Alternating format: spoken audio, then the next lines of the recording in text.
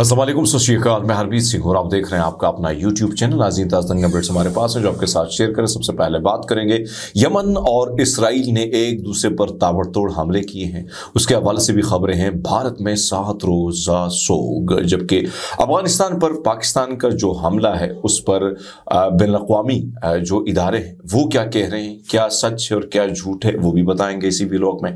इमरान खान ने अफगानिस्तान के हक में बड़ा बयान दे दिया है, वो भी इस व्लॉग का हिस्सा होगा। मौलाना फजल रहमान साहब की तबीयत नासाज है। सबसे पहले बात करेंगे, इस वक्त बड़ी ख़तरनाक सिचुएशन है।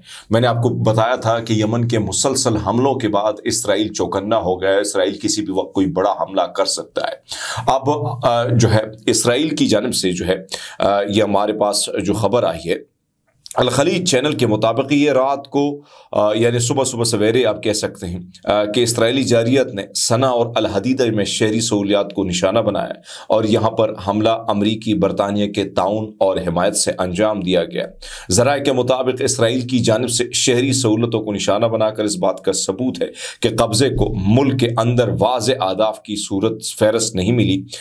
उन्होंने मजीद कहा कि इक़दाम जंग के रुख को नहीं बदलेगा और इसका जवाब उसी तरह दिया जाएगा। अलमियादीन के नुमाइंदों ने इस बात की तस्दीक की कि इसराइली जारियत ने सना के बैनुल-अक़वामी हवाई अड्डे के टर्मिनल पर मुसाफिरों बशमूल मरीजों के इज्तिमा को निशाना बनाया। हवाई अड्डे के कंट्रोल टावर को भी हमले का निशाना बनाया। अहम बात यह है कि अलमियादीन को बताया गया कि इसराइली जारियत उस वक्त हुई जब सना बैनुल-अक़वामी हवाई अड्डे पर अक़वाम मुत्तहिदा के 2 एहलकार मौजूद थे। आलमी इदारे सेहत WHO के डायरेक्टर और अक़वाम मुत्तहिदा के रिहायशी कोऑर्डिनेटर्स जो वहां पर थे। मजीद ये बताया गया, ज़रा ये बताते हैं कि अक़वाम मुत्तहिदा के तैयारों के शरीक कप्तान को हमले में चोट आई और इसे अस्पताल मुंतकिल किया गया, जबकि हमले के नतीजे में 2 दीगर हवाई अड्डे के मुलाजिमीन की हलाकत हुई है। ज़राए ने इस बात पर जोर दिया कि इसराइली रियासत को सना से जवाबी कार्रवाई का इंतज़ार नहीं करना पड़ेगा, जवाबी कार्रवाई जारी रहेगी। यमनी मुसल्लह अफ़वाज ने इसराइल जारियत के खिलाफ जारियत के बदले जारियत का मुकाबला करने के लिए हम तैयार हैं। अंसारुल्लाह के सियासी दफ्तर का बयान जो है वो सामने आया है। अंसारुल्लाह तहरीक के सियासी दफ्तर की जानिब से यमनी मुसल्लह अफ़वाज YAF इसराइली हमलों के खिलाफ जारियत के बदले जारियत का मुकाबला करने के लिए हम मुकम्मल तौर पर तैयार हैं। यह बयान इसराइली फ़िज़ाई हमलों के बाद आए जिन्होंने यमन को निशाना बनाया। सियासी दफ्तर ने इस बात पर जोर दिया कि यमनी मुसल्लह अफ़वाज इसराइली जारियत के खिलाफ फौरी रद्द-ए-अमल देने के लिए तैयार है और सना पर हर कीमत अपने दिफा का अज़म रखता है। तहरीक के जारी करदा बयान में कहा गया कि यमन के खिलाफ इस तरह के हमले यमनी अवाम को फ़लस्तीनी अवाम और गज़ा में उनकी मज़ाहमत की हिमायत से रोक नहीं सकता। उन्होंने मजीद कहा कि जिन हमलों में शहरी बुनियादी ढांचे बशमूल सना एयरपोर्ट, बंदरगाहों और पावर स्टेशन को निशाना बनाया गया, वो इसराइली और अमरीकी जराइम की शिद्दत को जाहिर करते हैं। अब यह हमला आपके सामने है। दूसरी ने आपको बताते चलें कि इसराइली फ़ौज के 2 एहलकारों उमर और ईला बर्जर को ऑस्ट्रेलिया वीज़ा ना मिल सका।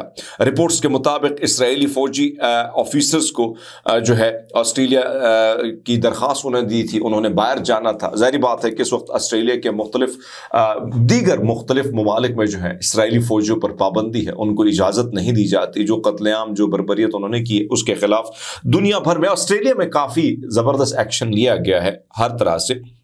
रिपोर्ट्स के मुताबिक जब इन्होंने ये जो इसराइल के ऑफिसर थे, इन्होंने अपने ख़ानदान के समेत जाना था और वहाँ पर छुट्टियाँ गुजारनी थी, ऑस्ट्रेलिया ने इनकी दरख्वास्त मनसूख कर ली है और उसकी वजूहात अभी तक नहीं बताई गई, लेकिन मेरे मुताबिक वही वजूहात हैं जो दीगर ममालिक ने भी इनकी के वीज़े जो हैं उनको ठुकरा है।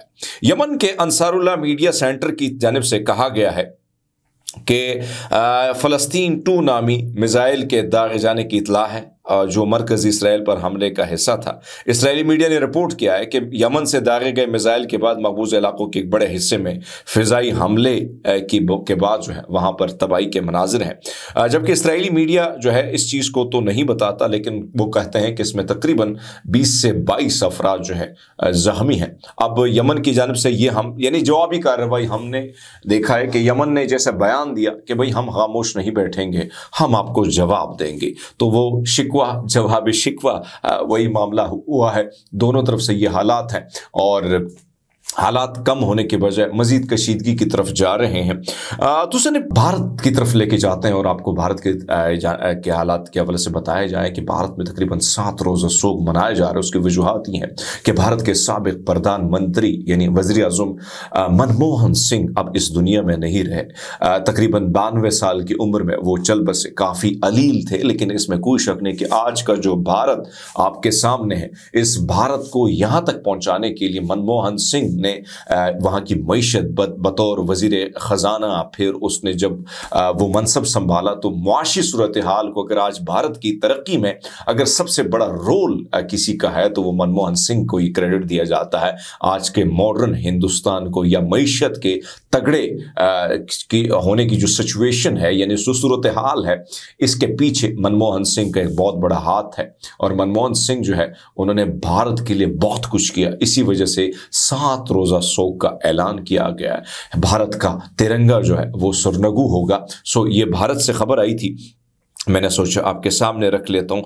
इस वक्त अफगानिस्तान के हवाले से आपके सामने रख लेते हैं। एक तरफ तो इमरान खान का एक बयान सामने आया है और इमरान खान के साथ मैं आपको बता दूं, मुख्तलिफ ज़राए ये बताते हैं कि इस वक्त चाहे वो स्टैब्लिशमेंट है चाहे हुकूमत है, हुकूमत के हाथ में तो कुछ नहीं है, लेकिन स्टैब्लिशमेंट की ख्वाहिश है कि इमरान खान साहब जो है डील कर लें, खामोश हो जाएं और किसी को कुछ ना कहें और 1-2 महीने के लिए बनीगाला शिफ्ट हो जाए। ये एक ऑफर थी, मुख्तलिफ ज़राए हमें ये बताते हैं। लेकिन इमरान खान ने इन तमाम तर ऑफर को ठुकरा दिया। कल वफद उनसे मिला, इमरान खान ने कहा नहीं, मेरे लोगों को रिहा किया जाए, मुझे बेशक जेल में रखा जाए, मैं जेल में खुश हूं, ना मैं बीमार हूं इन 1.5 साल में और ना आगे भी मैं बीमार हूंगा, मैं जेल में बिल्कुल तंदुरुस्त और रवाना हूं। बल्कि मेरे जो ज़राए वो ये बताते हैं कि खान साहब बिल्कुल फिट फाट है। बहुत सारे रिपोर्टर जो वहां जाते हैं वो कहते हैं यहां से ज्यादा वो तगड़े हो चुके हैं, ज्यादा स्मार्ट नजर आते हैं, ज्यादा वो नॉलेज रखते हैं, ज्यादा चीजों के बारे में वो जानते हैं।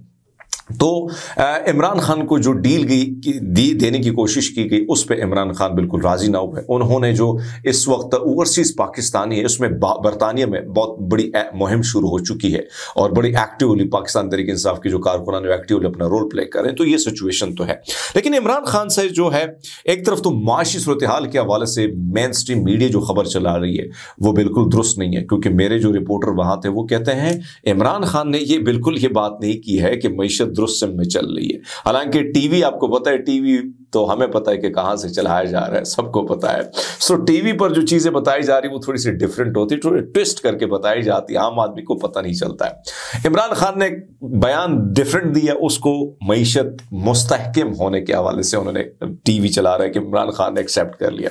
हालांकि आज मैं देख रहा था कि वकास अकरम का भी बयान आ गया कि भाई साहब इसमें कुछ सदाकत नहीं है। लेकिन इमरान खान ने जो है उन्होंने जो बयान दिया वो आपके सामने एज इट इज़ रख लेता हूँ। उन्होंने कहा कि 2025 हकीकी आज़ादी का साल है। इंशाल्लाह 2024 पाकिस्तान के लिए एक मुश्किल था, ज़ाहिर है जो आज़ादी मुश्किल से ही मिलती है। मुझे पैगाम मिला है कि हम आपसे डील करें, आपकी पार्टी को सियासी स्पेस देंगे, लेकिन आपको हाउस अरेस्ट करके बनीगाला मुंतकिल करेंगे।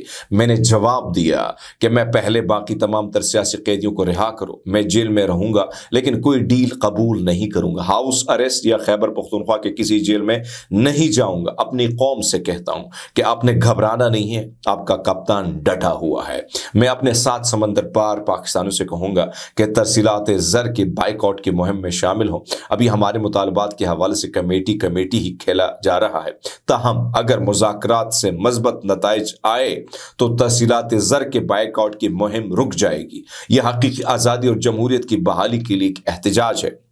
अगर कानून की हुक्मरानी होती तो मुल्क में सरमायाकारी आती और मईशत संभल जाती। ये असल खबर ये है जो टीवी चैनल अलग तरीके से बना लेते हैं। वो कहते हैं कि अगर कानून की हुक्मरानी होती तो मुल्क में सरमायाकारी आती और मईशत संभल जाती, मगर इस पर कोई तवज्जो नहीं दी गई। सरमायादार अपना सरमाया निकाल रहे हैं और कारखाने बंद हो रहे हैं। मिलिट्री कोर्ट में 9 मई से मुतालिक अपनी मर्जी के ट्रायल किए गए। ओपन कोर्ट में ट्रायल चलाए जाते तो 9 मई की वीडियो फुटेज देनी पड़ती। 18 मार्च 2023 को मेरे ऊपर जुडिशल कॉम्प्लेक्स इस्लामाबाद में हमले की वीडियो का रिकॉर्ड दानिस्ता तौर पर गायब किया गया। शफाफ ट्रायल शहरियों का बुनियादी आईनी हक है। फौजी अदालतों में मुकदमा चलाने से शहरियों के बुनियादी हुकूक सलब होते हैं और बैनुल अक़वामी सतह पर पाकिस्तान की शदीद सुबकी हुई है। आईनी अदालत इससे लिए बनाएगी ताकि काजी फाइज ईसा की तरह ही इससे काम लिया जा सके। खुफिया इदारों का असल काम सरहद का तहफ़्फ़ुज़ और दहशतगर्दी से बचाव है। अगर वो पॉलिटिकल इंजीनियरिंग और तहरीक इंसाफ को तोड़ने में ही लगे रहेंगे तो सरहदों का तहफ़्फ़ुज़ कौन करेगा? अपनी पॉलिसी का दोबारा जायजा आपको लेना होगा। अफगानिस्तान पर 2 दफा बमबारी की गई। पहले दावा किया गया कि महाजरीन को जबरदस्ती वहां पर भेजने से दहशतगर्दी कम हो गई, मगर इस तरीकाकार से नफरत मजीद बढ़ी जो इलाकाई अमन के लिए ठीक नहीं है। बिलावल जब वजीर खारजा बना तो एक बार भी अफगानिस्तान नहीं गया, जो कि एक तरजीह होनी चाहिए था। मैंने जनरल बाजवा को यह भी कहा था कि अफगानिस्तान से अमरीका इनखला के बाद हालात ऐसे नहीं हैं कि ISI चीफ जनरल अफेयर्स को फौरी तब्दील किया जाए, लेकिन वो सारे फैसले पाकिस्तान के बजाय अपने तोसी के मंसूबे के लिए कर रहा था, जिसका पाकिस्तान को नुकसान हुआ और दहशतगर्दी में इजाफा हुआ। इमरान खान ने इस हवाले से कहा है कि ये ठीक नहीं हुआ है कि अफगानिस्तान पर आपने हमला किया है। इस हवाले से आपको ये भी बताते चले कि इस वक्त जो है आपको जो बैनुल अक़वामी यानी अक़वाम मुत्तहिदा का जो मिशन है यूनामा, उनका बयान भी सामने आ चुका है। उनके इतलात ही हैं कि वो कहते हैं कि 24 दिसंबर को अफगानिस्तान के पख्तीका सूबे में पाकिस्तानी फौजी दस्तों के फ़िज़ाई हमले में दर्जनों शहरी बशमूल ख़वातीन और बच्चे मारे गए। तो ये वहाँ से खबर थी, मैंने आपको एज इट इज़ बता दी। आपको मौलाना फजल रहमान साहब के हवाले से खबर देते हैं। मौलाना फजल रहमान साहब जो हैं, कहा जा रहा है कि उनकी तबीयत नासाज हो चुकी है, सियासी सरगर्मियाँ मनसूख कर दी गई हैं। तफसीलात के मुताबिक मौलाना फजल रहमान साहब की तबीयत अचानक नासाज हो गई, जिसके बाद तमाम तर सियासी सरगर्मियाँ मुअत्तल की गई। ज़रा ये बताते कि मौलाना फजल रहमान साहब सियासी सरगर्मी और नक़्ल हरकत महदूद कर दी हैं, जबकि उन्हें डॉक्टर ने मुकम्मल बेड रेस्ट की हिदायत दी है। ज़रा का कहना है कि मौलाना साहब ने गुज़श्ता हफ्ते वज़ीर-ए-आज़म से मुलाकात की, वज़ीर-ए-आज़म हाउस गए तो वापस पर उनके पाँव में भी तकलीफ शुरू हो गई, जिसके बाद डॉक्टर ने उन्हें आराम करने का मशवरा दिया था। हमें दुआगो है अल्लाह ताला मौलाना फजल रहमान साहब को सेहत दे, और आप सबका बहुत शुक्रिया जिस तरीके से आप जुड़े हैं।